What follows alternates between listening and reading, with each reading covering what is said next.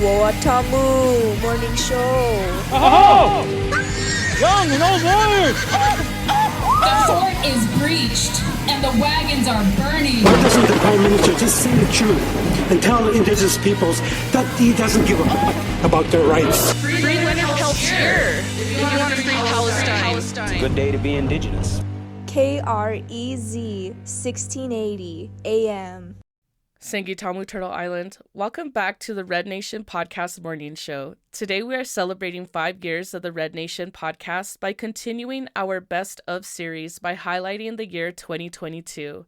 This mixtape features clips from the episodes Solidarity is Medicine, No Country for 8-Spot Butterflies, No War, No NATO in Ukraine, The Life and Death of Larry Casus, Mess with the Seal, You Get the Flipper, Remembering the Reign of Terror at Oglala, and ending strongly with the spirit of resistance with our hero Petuch. We encourage our listeners to listen to each episode in whole, and you'll be able to find them listed on the Red Nation website or hyperlinked in the description. You can also search for each title on your regular podcast platform and on our YouTube channel. As a part of our ongoing celebration, we are also making sure to create bonus content for our patrons. Every Best of episode has a part 2 that is listed on the Red Media Patreon. Our patrons get exclusive access to the Best of 2022 Part 2, and you can gain access by becoming a patron for as little as $2 a month. Shout out to our patrons who sustain our podcast monthly on Patreon. We are a base-funded organization, and our show relies on support from listeners like you.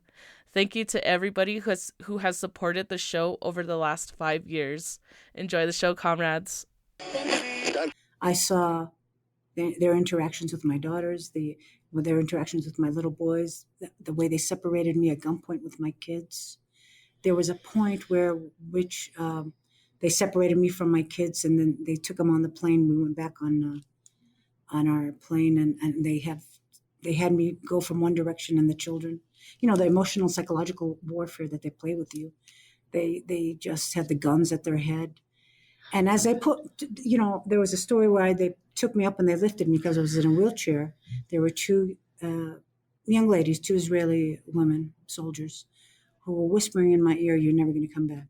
You're never going to come back. You will never have another opportunity. Bye-bye. We can't wait to get rid of you." And that has sat in my heart since 2001. It was right after September 11th. And I don't talk about this much, but the images, colonization, occupation, you name it. What name can you describe that? But I came home to Albuquerque and found my indigenous community that stood up and saw me for what I was. And I see you. You start crying again. Don't even get me started, because I cried for months. It was very hard. And everybody published it, but I haven't been back since then. So they kicked me out for 10 years. Occupation is very real. The apartheid system. Apartheid is not even enough. You have to say it's martial law, apartheid. The worst cases of settler colonialism in every aspect. So you have to fight it from every lens. But for sure, on a human rights perspective, it's a heavy toll. But I never miss an opportunity. That's why I promised myself to always organize with people who understand colonization, and you educated me on that as well. It's a different lived experience. And also understanding that I, as a U.S. citizen, I'm a settler. It's very hard for us as Palestinians to even cope with that, because we still have the baggage back home. So to have to just want to come and make money and send everything to sustain families back home. So, it's just, we're caught up with a very difficult lifestyle. But you have to step back and recognize each other's humanities and understand what the enemy is, understand how powers play. And what I was trying to say is I don't want to ever miss an opportunity to give a platform to indigenous voices, to Black voices, to brown voices, to communities who suffer from colonization, because it's alive and well. It comes back. It came back with corporate America, right? But in Palestine, it is point blank colonization, settler colonialism. So I didn't mean to upset you. I thought it was... No, you didn't upset me. Oh man, I'm gonna be honest. I didn't expect to get this emotional. I don't know what I was expecting. We're all emotional. It's a bundle of... I'm like going through like a series of emotions because like I get like so profoundly like happy and in awe of like the love and solidarity that exists between Indigenous people, and then I'm going like down to a low where I'm like just angry and sad about like colonization and hearing like how the IDF treated you and just like how ugly that is. And every time we talk about Palestine, I'm just like out here yoded.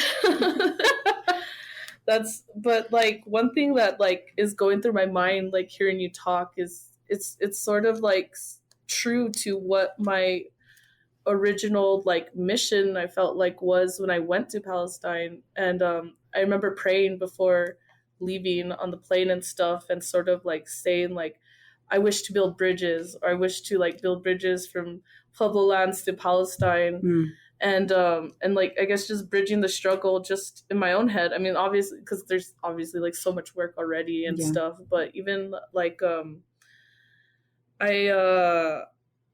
then I started thinking about Standing Rock, and like even like in Nick's book, you're quoted saying that Standing Rock was the Indigenous Intifada, and how when I was out there in Palestine, I made I always talk about like my my like profound moment when we went to I think it was the Ida refugee camp. Is that the one right outside of Yeah. In Bethlehem, or outside of it, right outside. Yeah. And that was when we were standing on a corner, and on the corner there's a memorial for this Palestinian kid who was murdered by the IDF. He was sniped, and directly across the street from that is a mural that has the names of 300 children who were murdered by the IDF in Gaza. And at that, we're talking about this memorial, and at that same moment, there's a group of children who run around the corner with a soccer ball, and they look like they're having fun. They're playing, it's just another day. They're just moving to play. But they're moving where they were playing because the IDF threw like tear gas canisters at them, and eventually the IDF threw tear gas canisters at us. And this was also the same. It just took me back to like, these are the exact same tear gas canisters that were used in Standing Rock. And then these are the exact same tear gas canisters that are used during the Black Lives Matter uprisings just that next summer. Yeah. And it's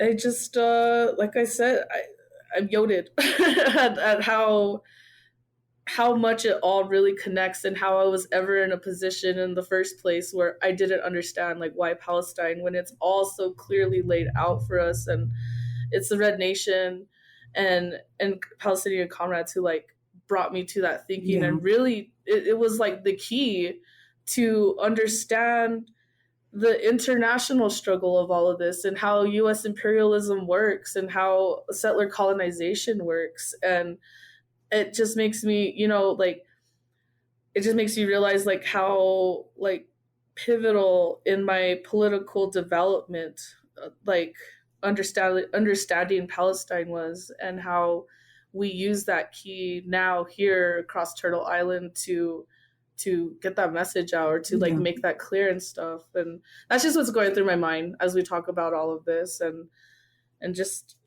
yeah, I'll stop there. Yeah, you reminded me of a very important point of, like, we can understand as indigenous communities colonization. New Mexico itself, the Chicano community, like you said, Palestine was in indigenous communities.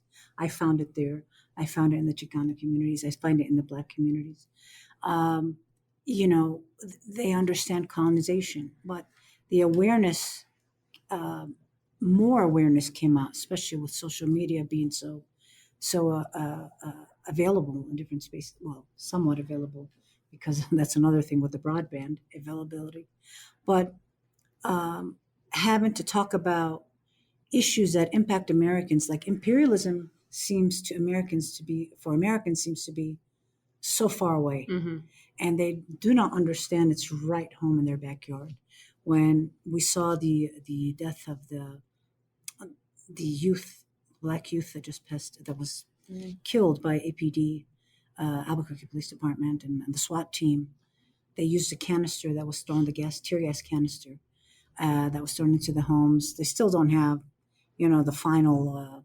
The investigation still continues, but it was kind of obvious it was because the SWAT team threw in something in there that caused a fire, and a 14-year-old boy was killed and burned alive, burned to death. His name is Brett Rosano. And his Rosano. father was killed by the police in a police shooting as well.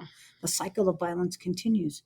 But what I meant to say is that you're right. The tear gas is available and is used by police departments, and the American police have been militarized and been trained to be militarized by primarily the Israelis, and among others who train police officers who should, against a civilian population with military grade equipment. They're not far away.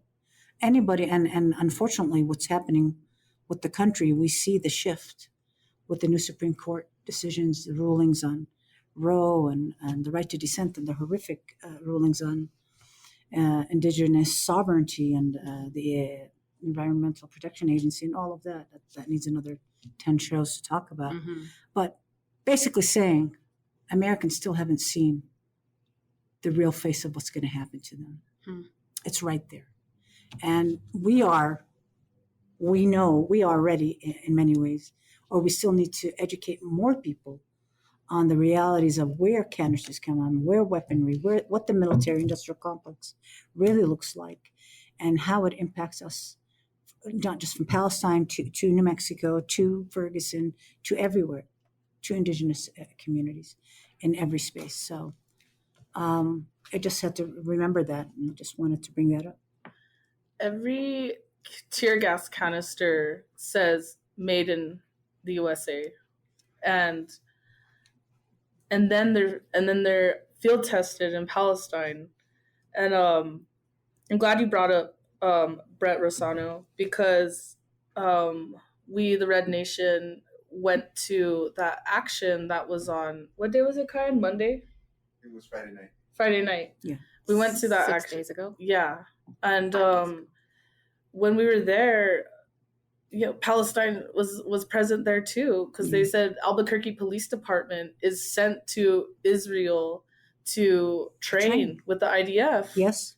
And then it was those same tear gas canisters that were thrown at this boy. And the education is key here. We have to remind people what is happening in our communities. Americans in large, they know somewhat about Palestine, but they really don't understand how it's impacted directly to their communities. It goes to the school to prison pipeline. It goes to the gun rights.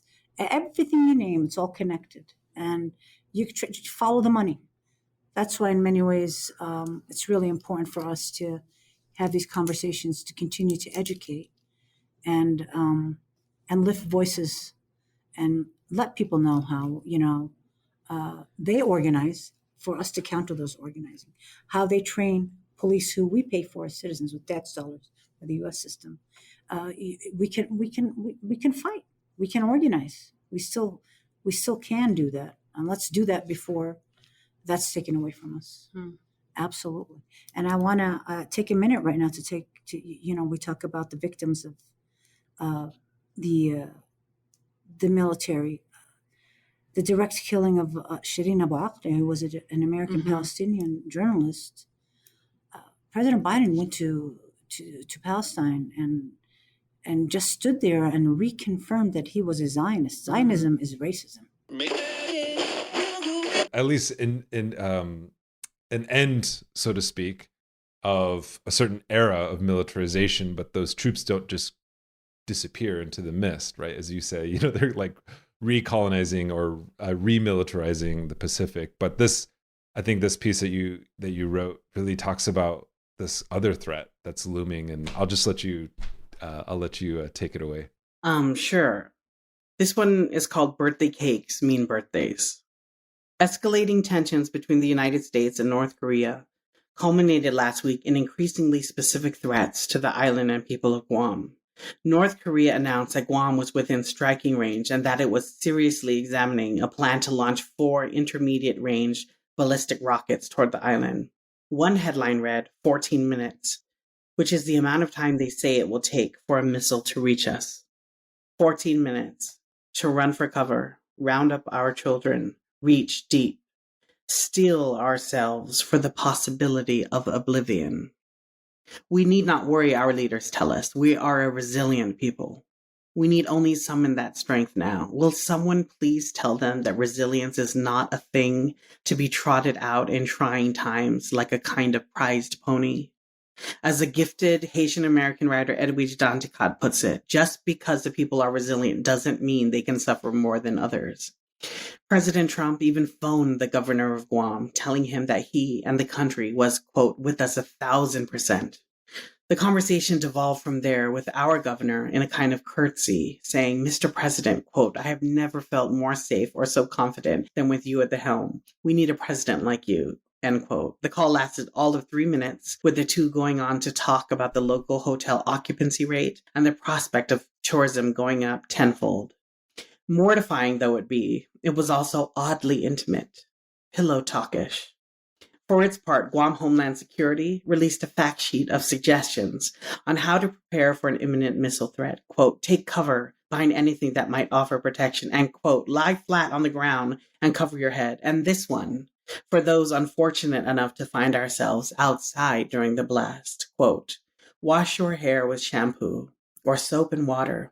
Do not use conditioner because it will bind radioactive material to your hair. What are we to do with these spectacularly useless suggestions? How can we not be defeated by this kind of extreme stupidity? Why is no one talking about the fact that nuclear war is unlike any other kind of war? Last Wednesday, GOP Senator Lindsey Graham, in an interview with CBS This Morning, assured the American people that even if the Trump administration elects to go to war with North Korea, they should fret not, because at the very least, quote, if there's going to be a war, it's going to be in that region, not here in America. And there it is, the kiss of Kissinger. From 1946 to 1958, the U.S. conducted an intensive nuclear testing program just 1,200 miles from Guam in the Marshall Islands, where it detonated 67 atomic and thermonuclear weapons.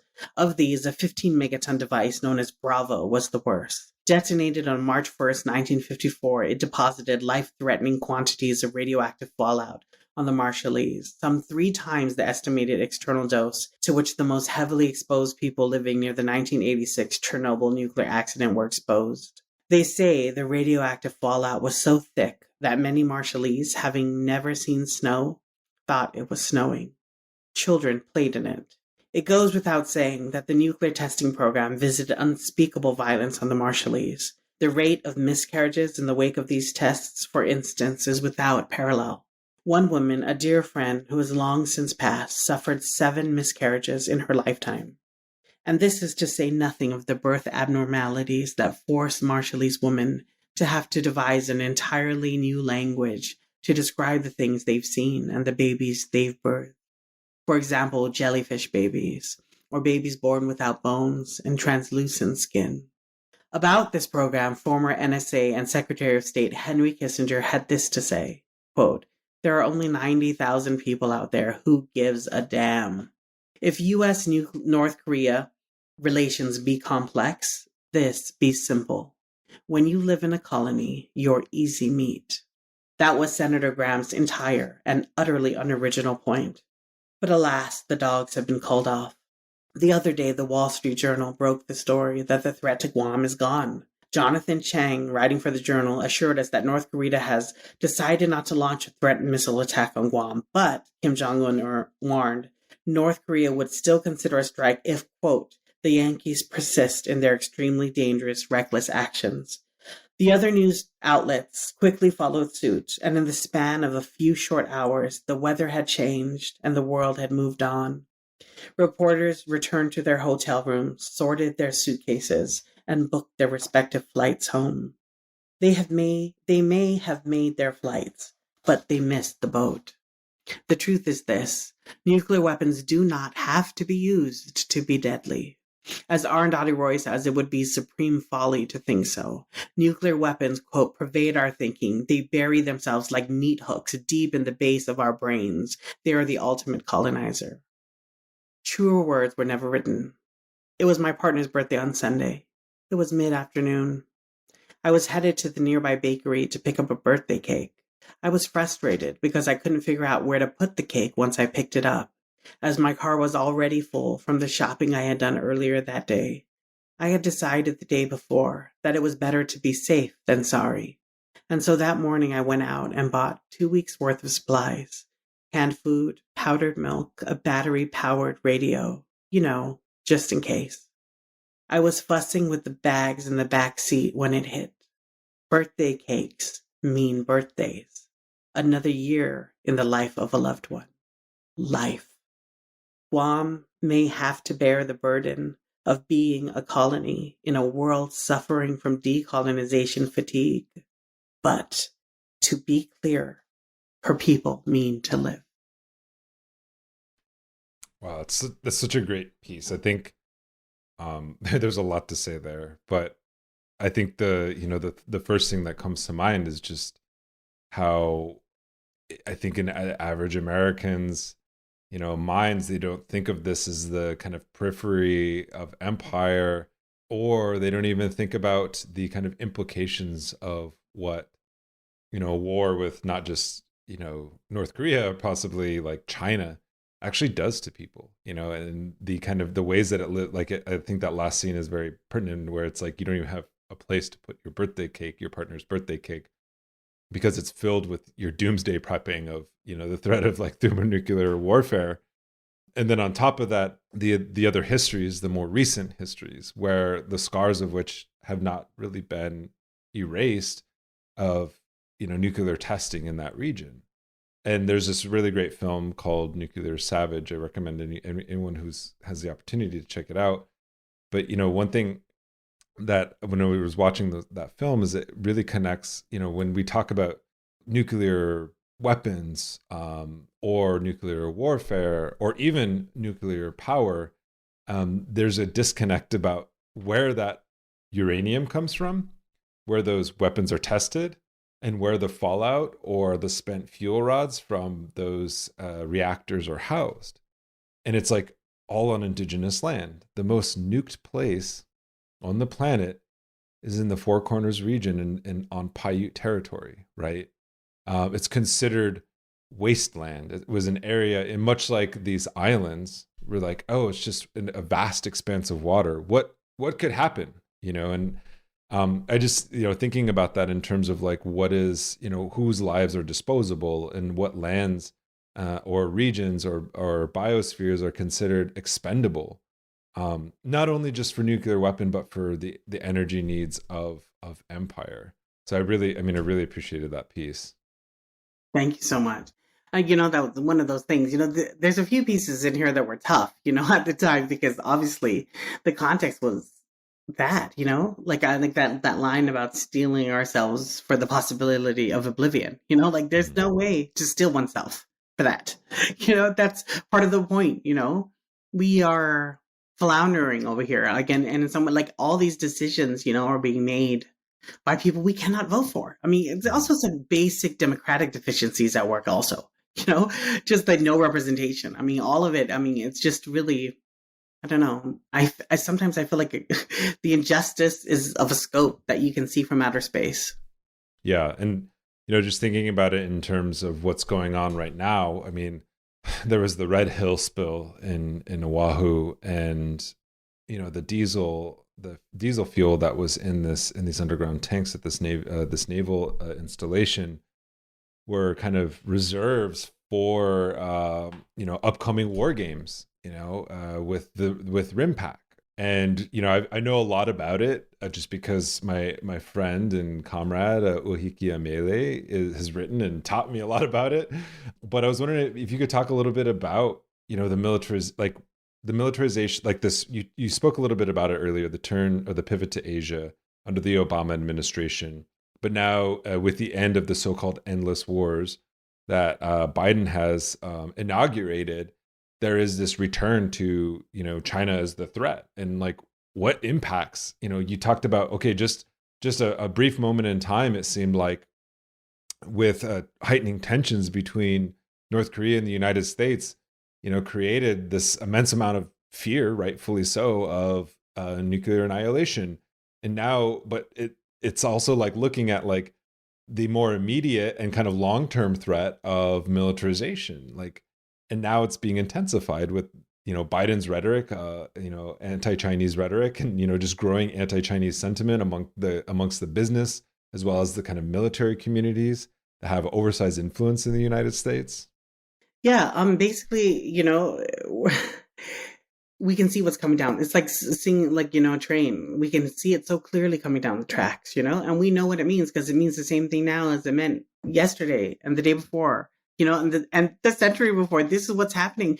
Guam and Hawaii are sort of similar in that way. We are so, obviously Guam more so because it's in closer proximity to this important geopolitical theater, but Hawaii too, just as the sort of center nucleus of the Pacific Command, there, and also the Joint Marianas here. I mean, so it's already clear. I mean, and it's been clear for like over a decade, but now with even the Global Posture Review, you just see all of this.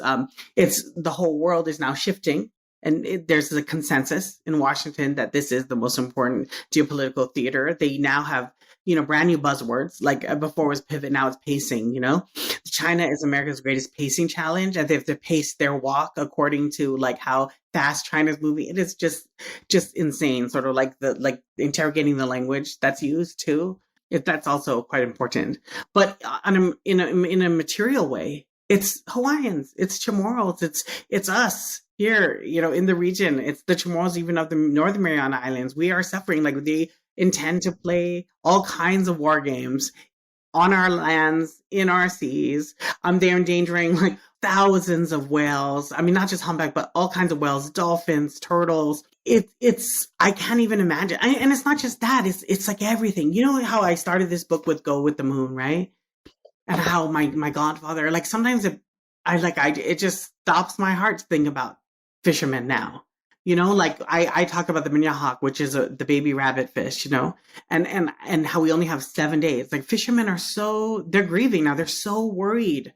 Because that's how the runs are. They're seasonal. They happen at very specific times, and they time it with the moon. And now it's like different fish, like pelagic fish, even like there's very specific time frames that they have to fish. But the U.S.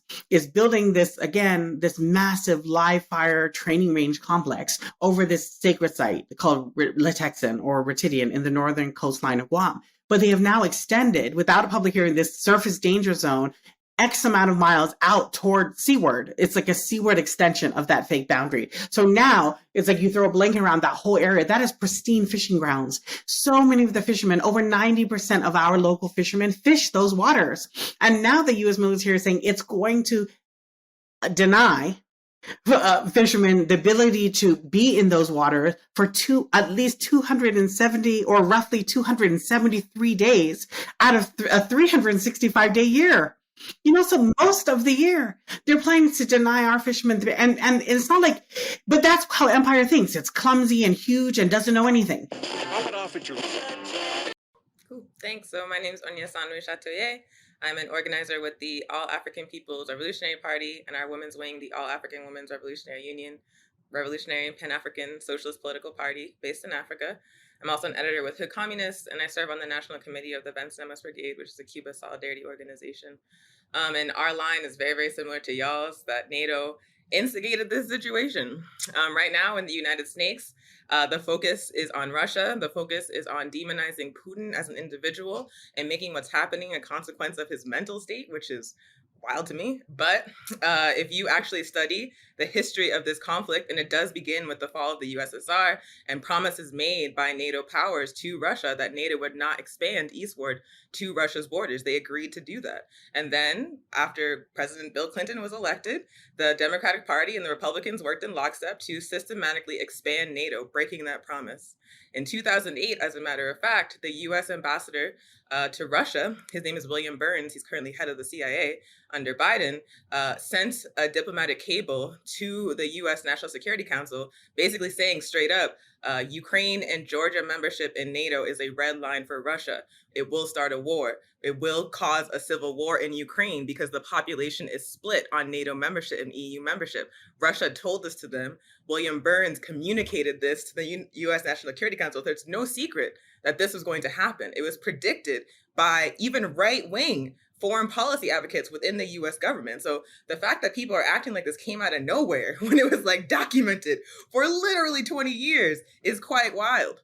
The other thing, as Jen pointed out, is that there's a significant force of far-right fascists and neo-Nazis fighting Russia in this conflict that were deliberately and knowingly empowered and armed and funded by the US and by NATO powers. It's really important to understand that people refer to Ukraine in 2021 as a sovereign nation, but the reality situation is that in 2014, the US backed a right-wing fascist movement to depose the democratically elected president of Ukraine, Viktor Yanukovych.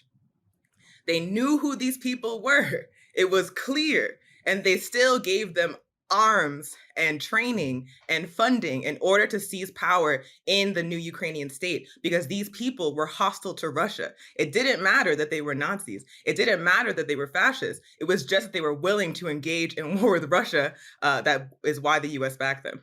And then moving on from that, it's very rarely discussed in the U.S. for a reason, but the eastern provinces of Ukraine and the Donbass region, Donetsk and Luhansk, seceded. They were like, we don't actually want to submit to this fascist government. We don't want to deal with this. And the response of that U.S.-backed government was to attack civilians in that region for 8 years. So the war in Ukraine did not begin last month. The war in Ukraine was deliberately instigated by the US in 2014 by backing these Nazis. And in this 8-year period where they've been killing civilians in the eastern provinces, they have been receiving training from the US, from Canada, from Britain. They received arms from Israel. Israel, yes, is funding neo-Nazis. And so we have to understand that NATO not only instigated this situation by breaking those promises they made, but they're also continuing to escalate the situation right now by continuing to flood weapons into Ukraine that they know are going into the hands of neo-Nazis. So for those of us who live in the United States, absolutely,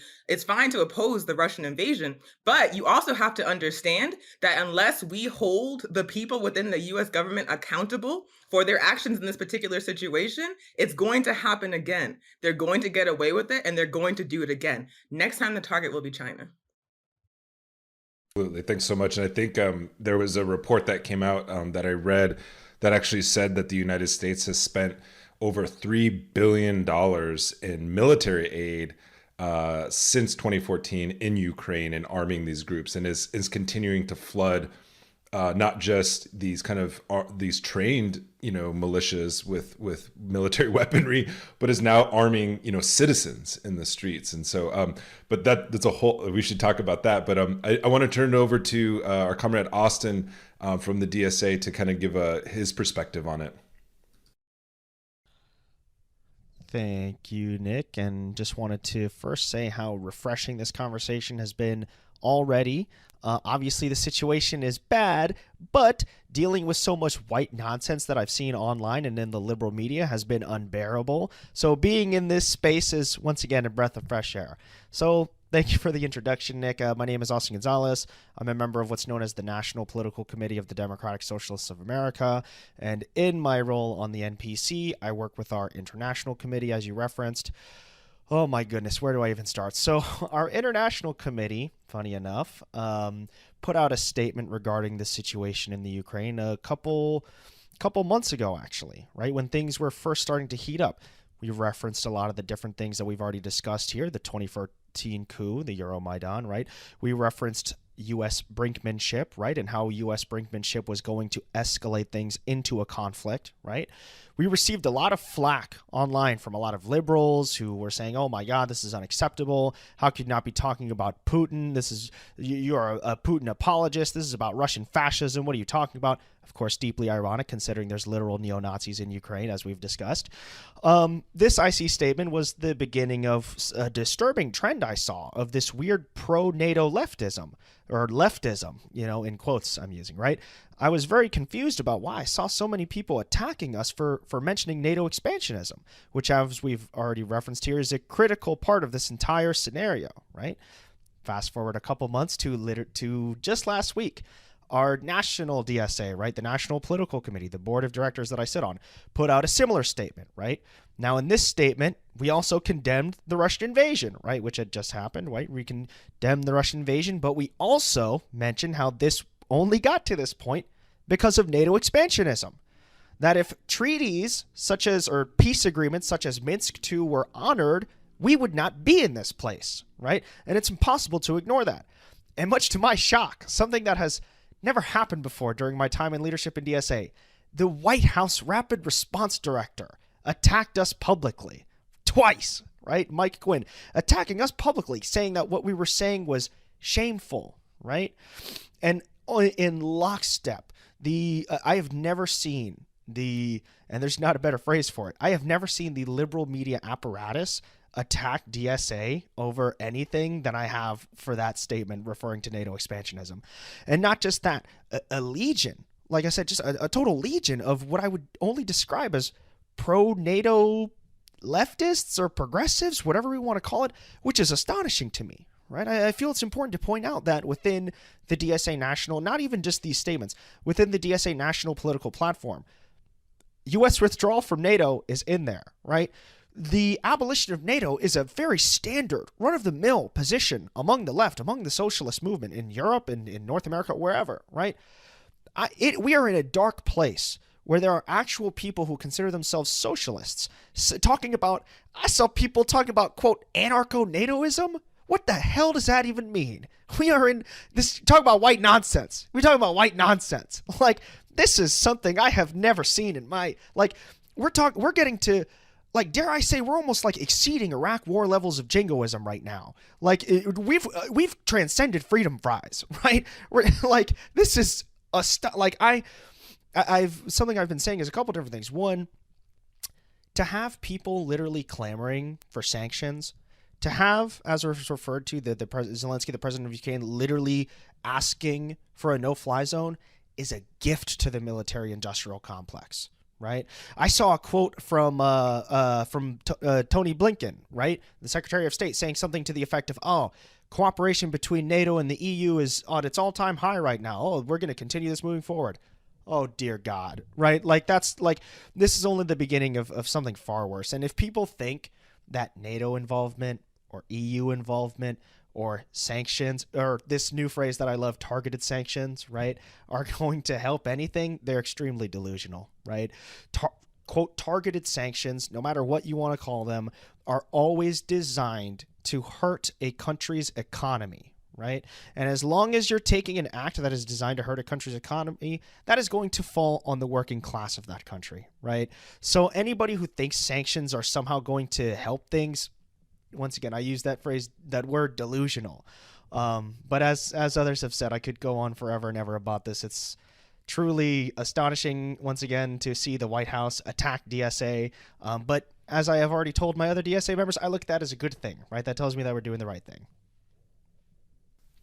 Yeah, thanks so much. And I just want to reflect a little bit on what has been said. And, one thing, February 24th, the day that Russia began its military operations in Ukraine, I think will be remembered for many reasons. And I think one is that it's a sign that the West is in decay. And as the war in Ukraine kind of drags on, and there's this kind of push for more NATO aggression and expansion, we kind of inch closer and closer to nuclear war. And I think nuclear war has always been the end of history for the idea of Europe, because let's be honest, Europe is a peninsula of Asia. Europe is an idea, right? And many of these kind of, it doesn't, we can talk about capitalism and kind of the imperialist wars that have been fought, but I also think that underlying a lot of this is this idea of kind of a European centrism or Eurocentrism that Samir Amin, coined. But I think what at the heart of it, it's like it is, this is a European civil war that they're trying to drag the rest of the world into, and raising kind of the level of nuclear warfare puts not only Europe in danger, but the rest of the planet in danger. But it also has done this. It has been a gift to many of these so-called like humanitarian groups who want to ignore U.S. wars in Iraq, Afghanistan, and the bombing of African countries, the continued U.S.-backed war in Yemen that's led by Saudi Arabia, who's using U.S. weapons to essentially kill hundreds of thousands of people, the U.S. intervention in Syria that led to the deaths of over 500,000 and the displacement of millions of others.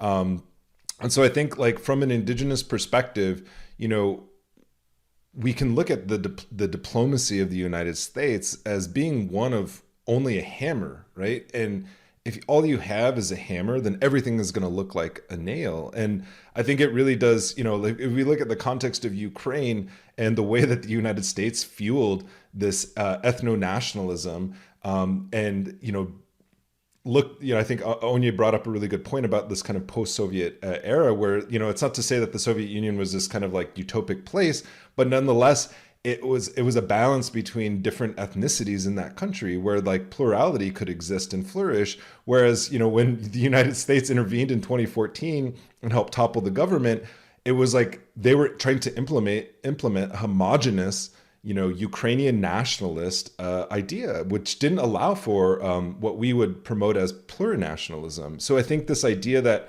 indigenous people or colonized people the world over should be supporting this quote unquote decolonization attempt on behalf of Ukraine completely ignores how this is really just European a chauvinism at the end of the day, and is really kind of pushing this white supremacist agenda where you have, dozens of, so far you have dozens of people from the United States joining these right-wing militias and being empowered by the kind of flood of weaponry that's going into there. And then also you have like news organizations like NPR that are platforming, Azov Battalion, and saying like, yeah, it's just, you're just joining a Nazi militia. Or there was, I can't remember his name, but there was a mayor of a town. He was being interviewed by NPR NewsHour, and he literally had a picture of Bandera, the Nazi collaborator, in the background. And it reminded me of how Trump invited Navajo code talkers to Washington, to the White House, and then had a picture of Andrew Jackson hanging in the background. Right? It's a very clear sign that these are not people that you would really want to be allying with, let alone indigenous folks supporting or colonized people supporting. But I also think one of the things that isn't really being talked about here in the West is how the ruling class, how the oligarchs, right? Whether you have the petro oligarchs or you have the green oligarchs like Elon Musk are rallying behind this kind of NATO-backed war effort and sanctions regime to essentially develop domestic energy supplies. And I think there was mainstream environmentalists who were saying, let's use the crisis with Ukraine as an opportunity to move towards a green technology. Others were saying, let's use the crisis of Ukraine to really push forward nuclear power in the United States to get our energy grids off this dirty energy. And I think it's really fascinating to me because the day before Biden made his famous speech condemning Putin for the invasion of Ukraine, he was speaking to a group of multinational mining firms about developing U.S. domestic energy for green technology, for developing lithium supplies, for developing copper supplies. And so at the end of the day, it's like the only options that the United States has in this moment to when it comes to energy and energy independence is colonial capitalist extraction. I remember falling into a gravel pit, and I was down there like all day, and Larry went and pulled me out. Who knows? If he wouldn't have found me, I would have been in there forever. But just a good guy. And then coming to Gallup, it kind of like, because that's when Larry got into his activism and seen it. I remember him being a football player, and Donnie, my other brother too. But just always busy, just always concerned and just good people. But that was David. Thank you so much for doing this for us, because next year will be 50 years for Larry, and I've always wanted him to be noticed for what he did, for what he died for. And thank you. Yeah. You're welcome. Thank you. I enjoyed becoming your friend. Yeah, I mean the history of Gallup is very much at the heart of this book as well, and the history of border town violence, something that David and I and other co-authors have talked quite a bit about and quite extensively about, and also just having done research on the Red Power movement. We often think of the Red Power movement as kind of arising from reservation experiences, which it did in many ways, but it was really the kind of off-reservation experiences and the confrontations in places like border towns, where the Red Power movement really took hold. And in fact, in 1966, Clyde Warrior, who was a Ponca native, was the first to kind of coin the term or use the term Red Power in Gallup, New Mexico during a parade. And it kind of, took off there. And it was the founding of, the National Indian Youth Council, which also, happened in Gallup, New Mexico. And, the same goes in for the native movements in Canada. A lot of them, really took off. Kind of the Red Power movement took off in what we know as border towns here in the States. And I don't know what they call them up north other than just, white settlements.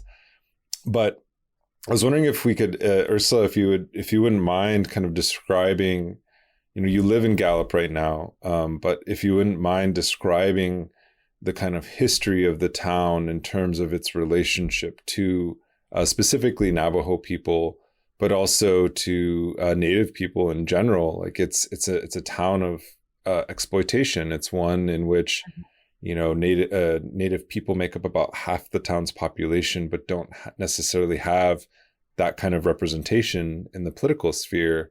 And as David pointed out earlier, with somebody like Emmett Garcia, you have this kind of, Nuevo Mexicano or New Mexican, Hispanic or Chicano or Mexican American, families that aren't always, there's a lot of antagonisms with indigenous people as well as with the Anglo populations. And in a place like Gallup, it seems to center on the city's alcohol industry specifically. Mm-hmm. So I was wondering if you could talk a little bit about that in your experiences, having grown up there, but also living there currently. It's I'll start from back there. After Larry passed away, I seen all that. It was really bad, and I remember all the bars downtown.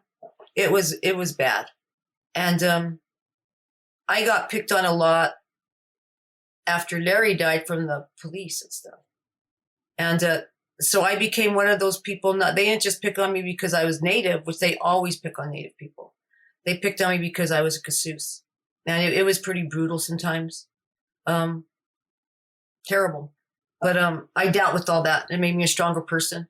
And I kind of really got into the little movements here and there, Indians Against Exploitation. I really tried because I wanted to do something for Larry. And I more or less backed away from that when I got to having my own children because I didn't want them to go through it. And that's why that stopped. But today, basically, it's about the same. It's just more accepted. The alcoholism and stuff. They see it, that they just accept it. They did some good things, like they used to make the Garden Deluxe. They made a profit out of it here, and they took that away. But a bad thing now that's going on, and it's kind of on the other side of it. But a lot of the bars closed down, I think at 10, or so. And there's only one package place opened. And I've always wondered, those ones at the street people that drink, what are they drinking now? You know, because I remember seeing them drinking mouthwash and stuff. And so it's still pretty dangerous. And they're still judged. You know, they're mistreated. Lots of homelessness. I wanted to open a Indian center, which they need badly. But I just don't got the time for that. Because I have my own business and stuff. But they do need that. The natives need a lot of help. And there is some places that help them. But they need a treatment center. They've always needed that. They need to do something with, like I mentioned, I could see, you know, getting rid of the alcohol at a certain time. But the thing is, they're going to go get it somewhere else if they don't got treatment. You know, it's always going to be a problem. So it's just a mess here. It really is. And I'm one of the people that kind of just accepted it. I really did. But I'll help them. I'll do anything I can. And I don't close my eyes to it like most of the people do. There's still a lot of bar owners here that were back then. And same thing. You know, they have the people lined up and they're right there feeding them. But then once they run out of money, they kick them out. It's all a profit. Gallup's a profit. I believe in that ceremonial being a profit. I believe they use the Indians for the jewelry stuff. You know, they sell the fake jewelry. The motels, you know, for ceremonial, they raise the prices. It's just a money town. If you want to become a millionaire, come to Gallup.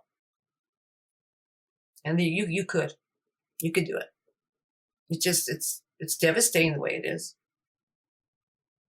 It frustrates me, but I'm going to stay here. It's my home. I'm not going to run from it. I told myself when I was young, I'm not going to run from it. And I've done that. I've dealt with, the death and devastating things that have happened to me. And I'll keep on doing that. And I learned from it all, became a strong person. And David, can you maybe elaborate a little bit more on the kind of border town economy that exists in a place like Gallup, especially around, this in the 70s, because it's the Gallup. I mean, Ursula mentioned the Gallup ceremonial, and that's kind of a key kind of flashpoint in this book. Talk a little bit about that and how it really is at the center. It's not just like a representational thing about Native people, sort of just performing their culture. There's, as Ursula said, it's like there's a profit motive here. Yeah. And why is it so embedded in a place like Gallup? These when they, the Gallup intertribal ceremonial in the 1970s. Like I said, Ursula, you guys moved to Gallup. I think it was like 68, right? That it was the largest tourist event in New Mexico at the time. It was basically a chamber of commerce owned and run operation. There was a board, and 11 of them were just like white Anglo business owners or Hispano business owners. And so when Larry got there, he started organizing with. He actually joined a summer program put on by Southwestern Indian Development, and in the years earlier, they had done this study of the reservation economy, which we could talk a little bit about. But through them, he met a lot of organizers and political activists with a group called Indians Against Exploitation, which he joined. And that group, one of the key campaigns that it had been running for years was to shut down the Gallup Intertribal Ceremonial, because they were just commodifying Navajo ceremonies and traditions and performing them, for money in front of a white audience in a way that was, infuriated, particularly the young Navajo activists. And so, that was just sort of the tip of the iceberg. I mean, the whole town was really, Larry and his comrades called it the city of exploitation. There's almost no economic activity in Gallup that wasn't designed to, as extractive from Navajo people. I mean, in every possible way. The town, all that profit was a profit based on the misery and suffering of Navajo people, whether they were trying to buy a car, whether they were trying to, there was a whole pawn economy that was very duplicitous and brutal. The payday loans more recently, the alcohol industry, and the police were organized to just defend the interests of a commercial elite. Hundreds and hundreds of arrests. There was the largest drunk tank in the United States in the 70s. They had more arrests per month than any other city in the state of New Mexico. And I didn't do any comparison, but I couldn't imagine it would be larger than there would be any other place that were. 25 to 30,000 Navajo people were arrested each year, and that's just in the city of Gallup. And there were also the Navajo Police Department was arresting folks. Alcohol was illegal to possess or to consume on the Navajo Nation. And there was almost no place that Navajo folks could get a drink in Gallup that was safe. And so a lot of them would drink on the street. And so the only legal place to drink was on the street where it was illegal. And so the sort of public nature of it was interpreted by Gallup, like non-native folks, as some sort of pathology around Navajo folks that took on a life of its own. And so the criminalization was intense. And, there was no way around coming into Gallup if you lived on the Navajo Nation. If you didn't live in Gallup, you had to. If people were coming in to go for healthcare services, if they were coming, to get a loan or to do shopping, in every sort of economic relationship they entered, they were being exploited. What's it been like for you and the other Kia'i protectors and guardians that are here at Kaimana to be here and to talk to folks about Rocky, to talk to folks about what's going on, and to talk to those that maybe are responsive, yeah, and maybe those that are not. Right. The first day, majority of the people here at the beach are very responsive. They do listen. They, many of them want to know, we're not SEAL experts. We're just here to basically make sure she has some space, but they are responsive and they do want to learn. The learning goes from protecting SEALs all the way up to our Hawaiian monarchy. So we can give lessons all day as much as they would like to learn. The first day I thought was really wonderful until I realized it's kind of disheartening that all of the police were not here for the SEALs, but they were called because the Hawaiians were called to be here. And it's really sad to think that, because I felt so happy seeing so many agencies here to actually protect the SEALs, and we all worked together until I was told directly to my face that the police are not here for anybody except to keep order on the beach from those here, which obviously was us. But other than that, it's been really nice. It's always nice to gather with Hawaiians because we're all so busy with our own kuleana and our own lives, and to just take a couple hours to regroup and to feed off of our energy and why we do what we do. There is so many issues here in Hawaii. I think my personal connection to our monk SEALs is it's just enough is enough. It's just tiring. We have protectors that are still fighting for clean water, and Hawaiians are not the only ones drinking water. It's a human issue. We have people trying to dig up burial grounds, sacred places, monstrosities atop of our mauna. It's just endless. And this was kind of, for me, the tip of the iceberg, where can people just learn a little common sense? Let's just give wildlife their space. Let them do what they need to do. As I use the analogy, you wouldn't go elsewhere if you knew there was a shark with a baby swimming around, if you knew there was a bear with a mommy around, a tiger, anything, that no matter what and how calm Rocky looks, she is a wild animal. And if she chooses to, these little guys are very fast. So I, and along with my entire Hawaiian nation, don't see an issue of closing the beach until Rocky and baby are on their way, which is not very much longer. But then you get into the money and the profits and the tourism, and we can't stop this and we can't stop that. And we have, for COVID, So I don't think 2 weeks would hurt anybody to go to Kahala or on the other side of Waikiki.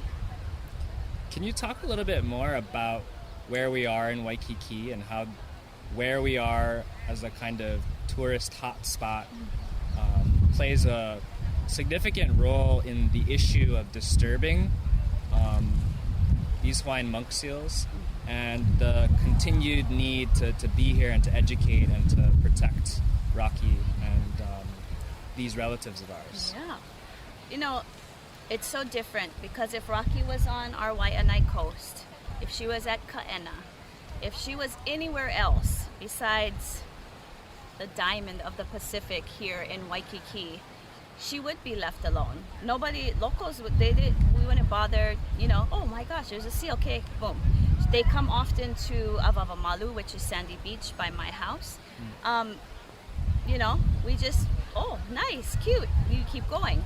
But I understand that tourists are coming here for the Hawaiian experience. I understand seeing wildlife must be pretty amazing to see right here at Kaimana Beach, but they also have to understand that the respect when you come to a place like this, it's really necessary. And it's disheartening to think that we only can close half of this beach and still allow swimmers on the other side when it's not really that big of a beach. And the first day that we were here, and the kia'i, or protectors, we shut this beach down, and it was the most beautiful sight to see mommy and baby from one end, and they frolicked all the way to the other end, and then they came right in the middle where we all were quite a ways back, barking and playing it as if to really mahalo us, because they just had the whole segment to themselves, and it's not that big. But because we are in the tip of the iceberg of Waikiki again, everything is about tourists and everything is about money. And the sad thing is, some things in life are priceless, and we shouldn't put price tags on visitors' experiences, rather than maybe educate them while they're coming over on airplanes. Show them what happened to that lady. Explain to them, because in my viewpoint, let's say somebody gets in her way. Is somebody going to shoot her to protect the human? That's wrong. They're not listening, and when you don't listen, there's consequences. Yeah, I remember reading the headlines after the quote-unquote attack, and reading the titles of those headlines that said that, you know, Hawaiian monk seal attacks, swimmer. Swimmer is recovering tonight after being injured by a Hawaiian monk seal at Kaimana Beach this morning. The seal, Rocky, has been at the beach since giving birth to her pup 2 weeks ago. KNTV4's Shanila Kabir talked with witnesses to find out what happened. Beachgoers at Kaimana Beach say they heard Rocky the Hawaiian monk seal panicking in the morning, barking looking for her 2-week-old pup. After 5 minutes, they said she found her pup near the natatorium, and shortly after she charged at the nearest swimmer. Rosa Timberlake witnessed the encounter and caught it on video. It was a brutal attack. It was brutal. It was rough to watch. At one point, Rocky's mouth, I think, got a hold of her head, and she was trying to splash and get away, and I thought the pup intervened. She said a nearby canoer swam towards the swimmer and blocked her from the seal, and a few people carried her from the water to the shore. Rosa Timberlake's daughter was on the beach at the time of the attack, and she said everyone around her was scared. The seal saw the person and made a beeline for her and just started racing toward her. So people started screaming. People were like, somebody call 911. Like, everyone was freaking out. They didn't know what to do. There was no lifeguard on duty. Hawaiian monk seals are endangered and protected under Hawaii state law. Officials ask people to stay behind the roped-off areas on the beach for the safety of onlookers and the seals. NOAA Fisheries said in a statement, "We and partners continue to strongly urge swimmers and beachgoers to stay at least 150 feet away from mother seals with pups. While monk seals are generally not aggressive, mother seals can be very protective of their pups and have inflicted serious wounds on nearby swimmers. We urge people to consider using alternate areas for water activities when mothers with pups are nearby. There are no..." What did you think when you first read those headlines? There's no way that there would be an attack on a person if the person wasn't swimming in the home of the creature. The bottom line, I mean, as surfers, they encounter sharks before. We get honu all over. When there's honu, you know there's going to be other things out there. So you take your chances going out into the water. But when you blatantly disregard people telling you you're not allowed to go in the water, and then she says, I'm going in the water, there's no attack there.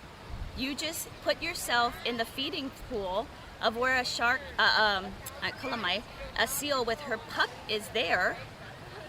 And I'm sure the mommy didn't really want to hurt the human. It was just get away from my child. And that was basically what it was. And then if you see, Hawaiians came and helped her out of the water.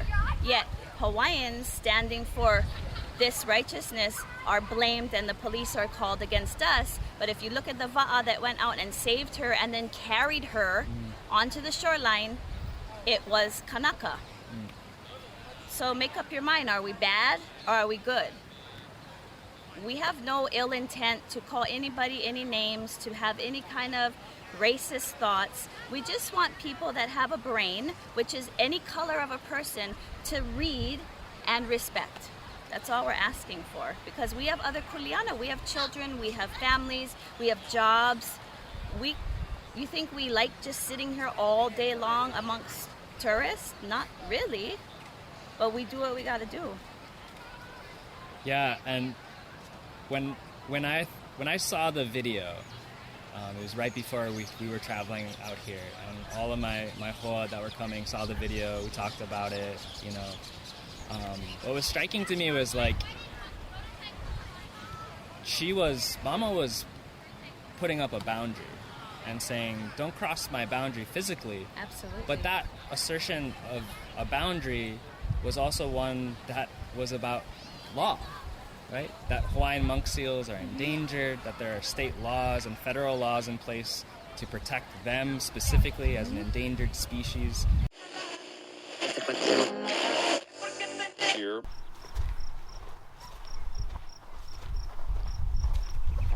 The Joe stunts. See, they have his mark over there. I don't know what that means.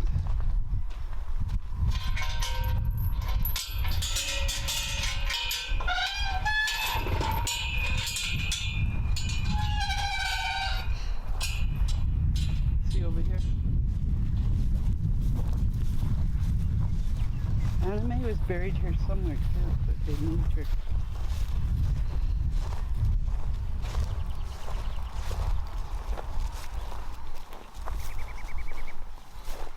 See, I'm not sure if they moved him. Someone told me they did, but I don't know.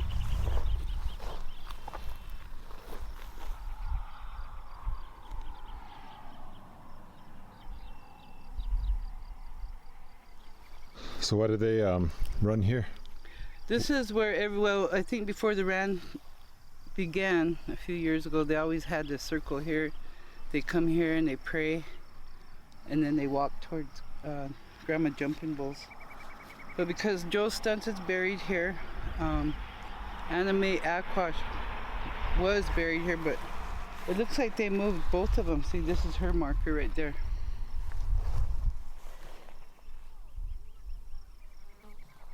But I know definitely she was moved. So you knew both Joe and Anime? Oh yeah, yeah. Actually, right before he got killed, I was helping him put a bandage on his arm because he got burnt by a muffler. So we were hanging out in the camps and we heard the gunshots. So he took off running. Everybody took off. All the guys took off running up to the top. Because we were like down in the lower level. We had a camp down there. That was the last time we seen him. But yeah, so a lot of, well, when I've been here a long time ago, I think they were only just this is the Littles, their family cemetery. But they held Joe's burial down there. They had him in a teepee after June 26th. But when they had him sitting in a teepee and they buried him in the teepee that they had down at the camp, we had a teepee, and the feds, knifed it all up, tore all our tents and stuff up. So that's what he was wrapped in, and they buried him the Kola traditional way. You guys had to sneak into the funeral? Well, me and my friend, nobody really knew who was what or who was what, you know. So yeah, we were hiding out in Porcupine, and me and my friend Lena, we walked down to the store and caught a ride over here. So yeah, had to make sure we came to see Joe get buried. But yeah, it's a long time ago.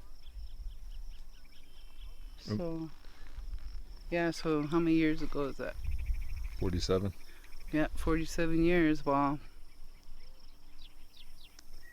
But a lot of people, you know, from the movement have been passed on since then. I think Bo Lilskai's buried here too. A lot of different movement people. But I'm almost positive that that I heard that Joe's not here no more. But I know Anime's been moved. Yeah, and that's his one of his markers. Yeah. Yeah, one of his placards. Incident at Oglala Warrior, American Indian Movement Patriot, Coeur d'Alene Tribe, Spokane, Washington. Died with honor defending his people. So yeah, you barely, like, he got shot like about right here. Like another inch, he wouldn't, you know, got missed. But never know why. Did they ever find out who killed him? No, his death has never been investigated. He was murdered, and of course they didn't really care. They still don't care. That's why Leonard Peltier is still in prison. And what about Anime? Why did they bury Anime here?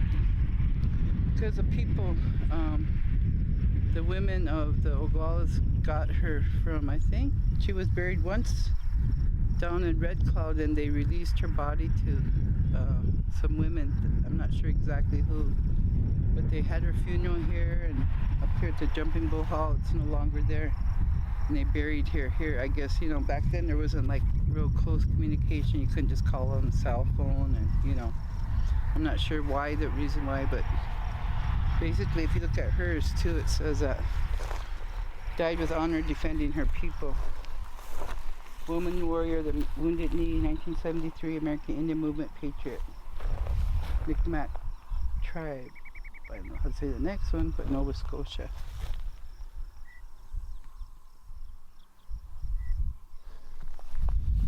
But she was definitely part of our circle, you know. When we used to stay here in Oglala, a couple times I've seen her here. And after the shootout, she came down to Porcupine. She said, I've been missing you guys, you know. She was worried, you know. She was like their bro. She was on a whole nother level as a woman, you know. She was kind of like more of a warrior status, you know. She wasn't like, well, she was in the kitchen too, you know. She did everything, and that's kind of what a warrior is, you know. They don't just stop standing up in front, but they're in the kitchen. They're doing the things that, you know, have to be done, and it didn't really matter what it was. But yeah, she was a pretty strong woman, and I feel like a lot of people were jealous of her because of her beauty, and, you know, who knows why she was killed. But I know whoever did it will have to pay someday, you know, because you don't just go and tell somebody. The theories that some people think, first, the whole American Indian movement, or it was a conspiracy, but that's not true. Somebody made a decision upon themselves that did it, you know. I know someone can't tell me go kill somebody. You know, whoever did it, or the ones that were there, one of them pulled the trigger, but they all pointing fingers at each other. But I think that, I don't know, I think they could have stopped it. She didn't have to die. What do you think the biggest misconception about that day is, 1975? What, June 26th? I think the misconception is that the FBI actually had a reason to be here. And, you know, under sovereign nations, you know, they have to have a real reason to be here. And the reason they came out was looking for somebody's cowboy boots. To me, that doesn't qualify as one of the top crimes that they're, you know, they put themselves to be able to be here for. So it's questionable. They were unmarked cars. They didn't have uniforms on. And the time period was lived by the law of the gun. People were being shot at, run over, killed. So everybody's on the defensive and basically lived by the gun. That's why Leonard and them were doing security here in Oglala. They were asked by the grandma and grandpa and the community members to be here. And that's just for the mere reason of you couldn't have a sweat lodge without being shot at or targeted, or if you had long hair, same thing. So yeah, people need security, especially American Indian movement. So we have like the tribal government under Dick Wilson that was supplied by the United States government. Ammunition, automatic weapons, APCs. They got all that during Wounded Knee, but they continued that reign of terror afterwards. And they were basically vigilantes against their own people. And anybody that had ceremonies, or if you were associated with AIM, if you had long hair, you were a target by the goon squads. So yeah, it was a pretty scary time, you know. And I'm thankful that Leonard and them were there, you know, to protect us, you know. They protected us from, you know, death. You know, my brother was only 11. He had no choice but to turn himself in. You know, we had a choice at the time. Are you gonna, you can, you know, I'm sorry, this is what Leonard told us, me and my brother and everybody. Sorry, you know, this is going on, you guys, I'll make a decision. I'll go up there on top of that hill with your hands up and turn yourself in. You know, stand up there like that. And my brother didn't have a choice because he was only 11. But he went up there. All of us decided to stay. We're all going to go out together. I think there was 11 of us. And so when my brother went up there, you could hear gunshots. And he was telling me that, you know, they shot at him and he went to an outhouse. But he survived, so we're still here today. And it really feels, I feel actually kind of sad, kind of happy because I survived this long to tell the story. So, you know, there's a lot of people have misconceptions about why we were here and what we were doing. Basically, the court of law, when Dino Butler and Bob Rabidou went to court, found them not guilty on the basis of self-defense. And the FBI basically attacked our people, and they've been attacking them even afterwards. So that's one of the things that I'm thankful for being here. A lot of people died since then. You know, the American Indian movement was a spiritual movement, not necessarily an armed movement, but reality did make it that we had to be armed, you know, to protect ourselves. We have a lot of people that have never been, over 60 people that their deaths have never been investigated. And recently the FBI put a little thing out, oh, this person, that person, you know, they made like 3 words about their death, you know, it came out in a document not too long ago. One was alcohol related or, you know, dumb things, but because they know the scrutiny of 47 years later. I'm talking like maybe within the last 5 years this report has come out, because it's obvious they didn't care about our people and they didn't care to investigate their deaths when they died under their direction. Basically, when you give people free reign and automatic weapons and ammunition to target their own people, I mean, they're just as guilty. So that's one of the things that the United States government, you know, they're not gonna admit their wrongs or how they've treated all our nations. All our sovereign nations have been treated with disrespect. Our land's been taken, and they don't want to admit, or they don't want to let Leonard out of prison because there's a lot more for them to acknowledge with them being wrong. It's the treaties, everything's interrelated. The boarding schools, they haven't even addressed that. I mean, it's all one circle. And it was an immediate attack on our families and our community from first contact. And that's one of the reasons I think that they don't do it. They don't want to put the story in our history books because the pattern's there, how they've been targeting our people, colonizing as they do to other countries. We're right here within the territory. This is our land, but they don't want to acknowledge it. But we know, and we're not going to forget that we're under treaty land and we have our own laws. We're sovereign. You've traveled a lot through this hemisphere, and some of the work that you've been doing is trying to bridge North and South. Why is that important to move beyond the kind of colonial nation states as they exist and to look especially south to our brothers and sisters in so-called Latin America or the global South? Mm-hmm. Mm-hmm. Yeah. Again, it goes back to Europeans coming into the Western Hemisphere and killing the people there, taking their land, imposing the rules and way of life upon the indigenous peoples of the Americas. So that's why it is a common struggle, North-South. And for the indigenous peoples really to work together, to come together. That I advocate of learning each other's languages. You know, you learn your own language first. You've got to keep that, but you also then accept the colonizer's language, the English, and of course then I encourage you've got to learn Spanish because that's how we're all going to communicate, like English and Spanish. And so I'm glad to see that in the continental encounters that have happened in Guatemala, in Ecuador, in Chile, have attempted to do that, bring people together from North-South. And so that's why indigenous peoples of both sides, the Abuyala and the people of Turtle Island, say that, okay, it's the coming together of the condor and the eagle in order for this indigenous movement to counter this this imposition of colonialism and confronting it.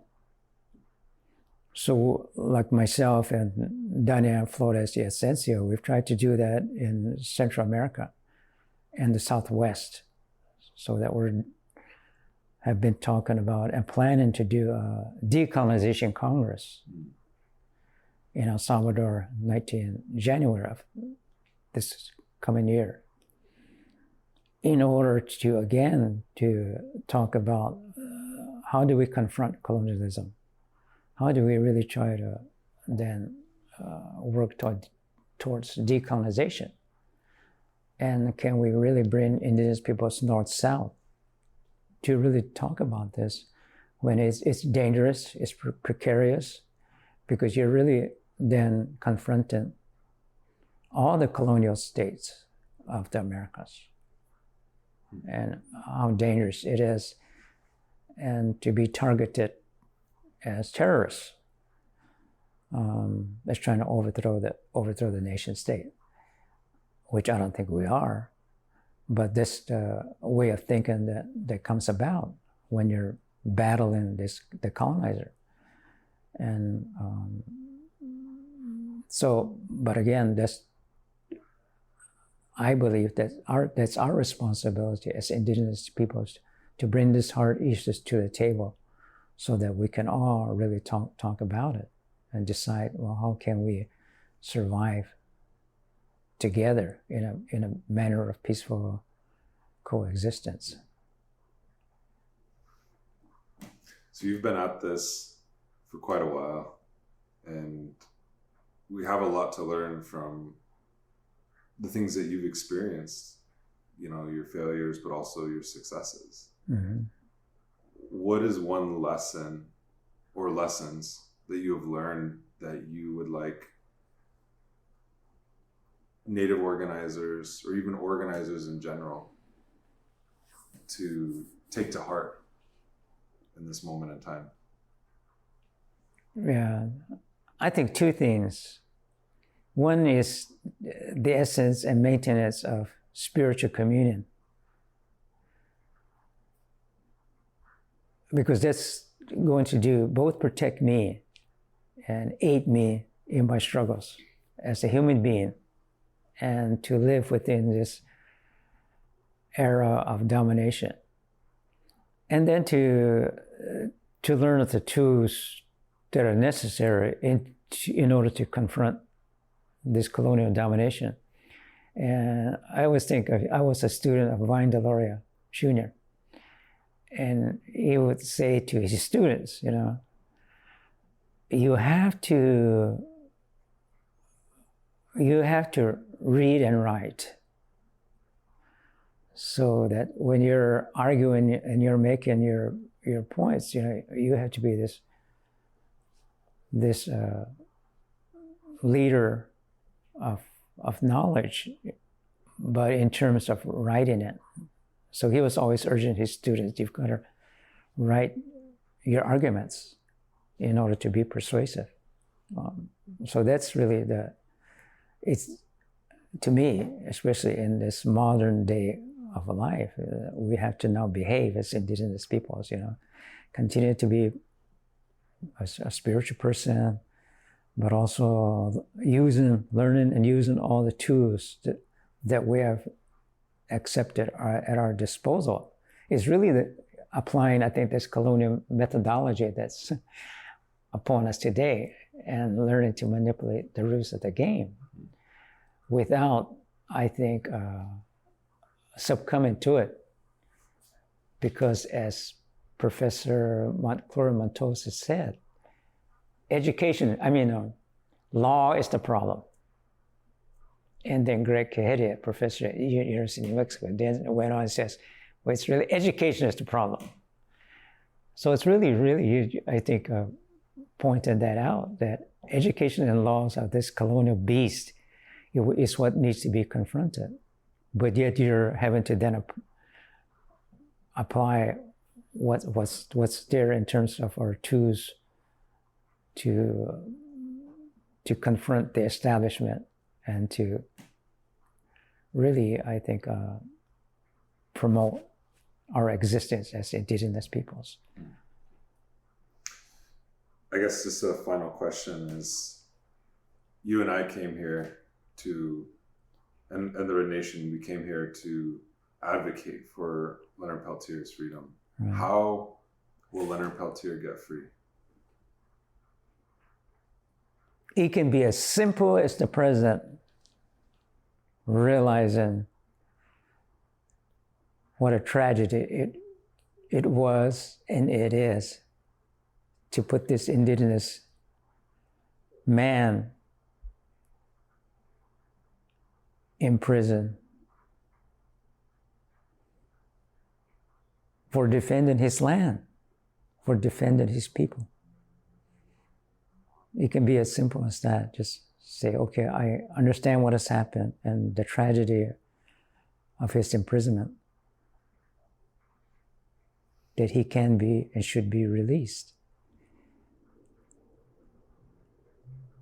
But I keep thinking of other requests that were made for his release that were not done because, again, of the politics of releasing such a person who they believe, who the nation state believes that somebody has to pay for the killing of the FBI agents. Somebody's got to pay. So that's the kind of, I suppose, both subjugation and punishment that has to be meted out. So I believe this kind of thinking has to really be confronted and changed. And that's why I think I hear from Judge Sharp that it is possible to change this way of thinking, and that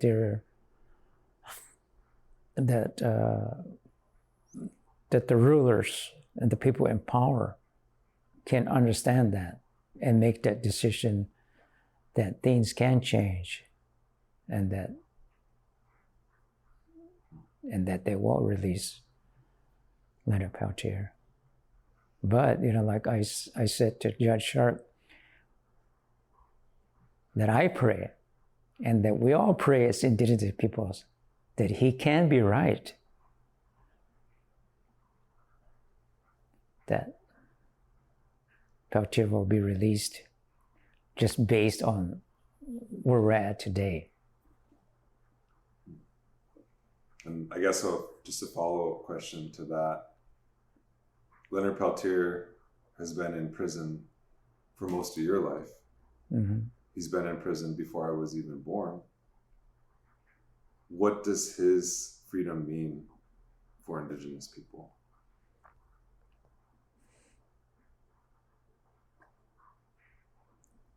I think it means that to me, as an Indigenous person, is an ending of one battle in the freedom of Leonard Peltier. It's a good ending to a battle. And that he's a prime example that in some respects that the United States of America can be exceptional, but it is not the end. You know, we're still looking at many, many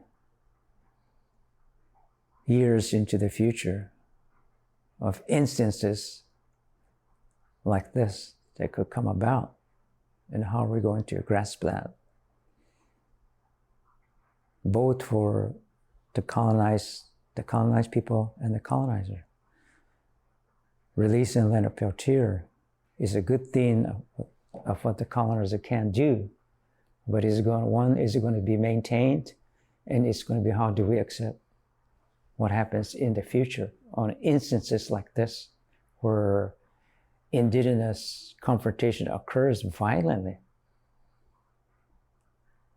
with the people who use this kind of imperialism to maintain their existence. How do we accept it in the future? So that's why I look at it. It's good if it can be done, his release, but it's such a challenge as how do we handle something like this in our future as dominated people by the people who subjugate us. How do we survive together?